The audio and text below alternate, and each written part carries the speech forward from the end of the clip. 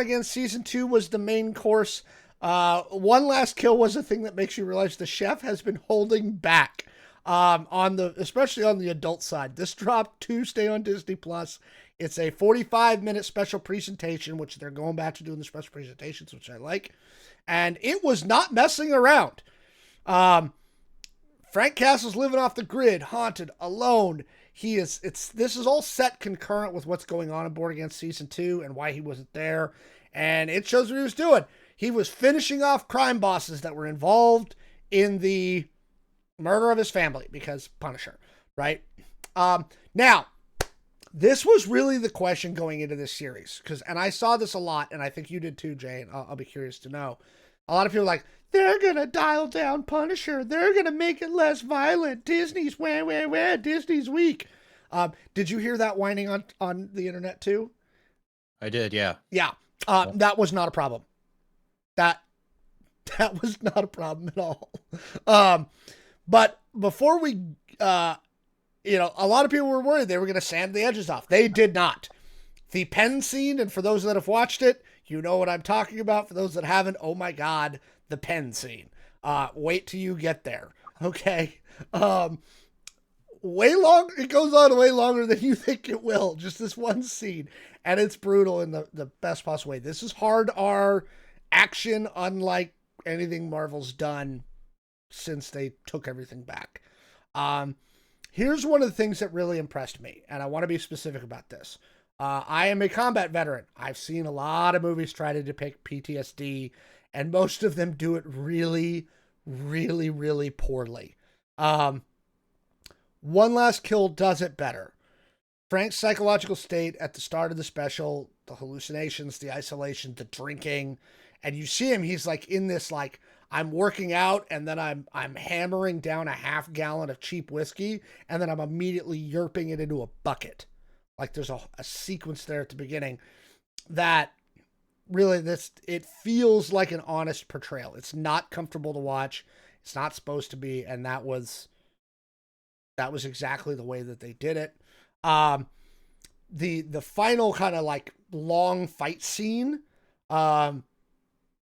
it felt very John Wick to me, if you know what I mean, Jay. Like, it was like he's got all these. I saw somebody the other night call them NPC bots, and I was like, it's all these like gangster guys coming after him, and it's just like, oh, you guys don't know what you just did. And yeah, if there is a sequence there where you're like, are they gonna die? No, it's brutal.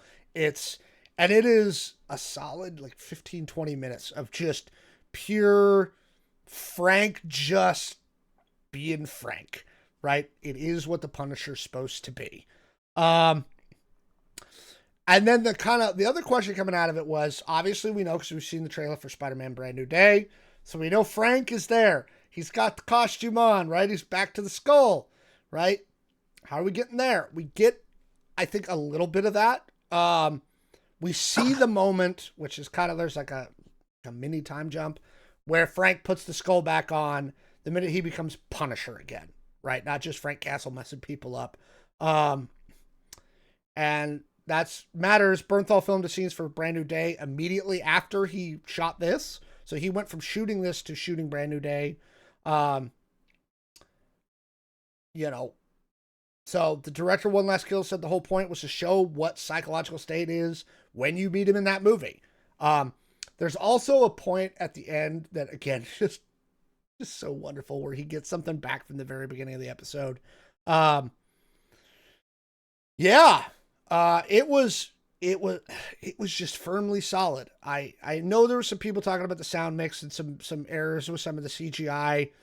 I'll be honest, my first view, I didn't even really notice them because I was just hyped watching. Jay, does it make you feel better knowing they didn't go PG-13 with this and that Disney's not afraid? I guess that would be the thing that I would say is does it make you feel better knowing they're not afraid to do this? Yeah. Disney has surprised me in this I don't know, in this way a few times. So like for instance, we heard the same complaints about Star Wars. Um and they kind of came back with Andor, and Mm-hmm. I didn't think they had it in them to fucking just literally annihilate everyone in that fucking storyline at the end. In Rogue One, Uh yeah. yeah.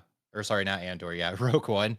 Um but like it made sense to the storyline. That's why Mm-hmm. you don't see these characters. That's why you hear briefly them talking about what happened, but you don't see them because they all died, and they show that.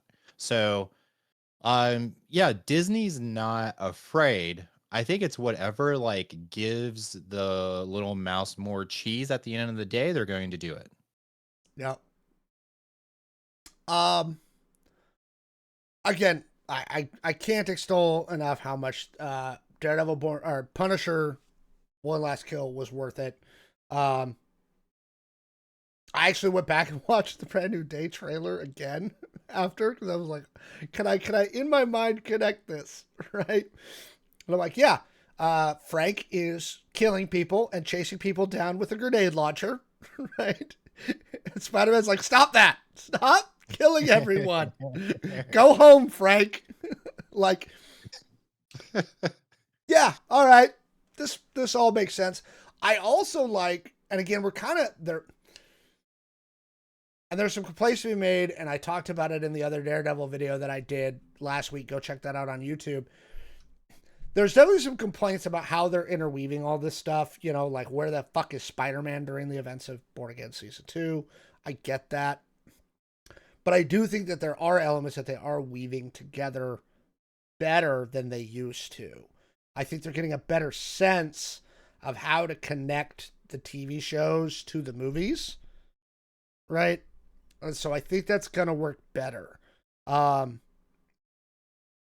so again, I kind of get a sense of it. Okay, Peter in that trailer is like, no, Frank, we're not grenade launching people, right? You know, it's not what we're doing. Um, so somebody in the chat pointed out, I love that he's done revenging his family, and that's a big part of the show, right? And there's again, we've got the spoiler tag up, so I don't even feel bad.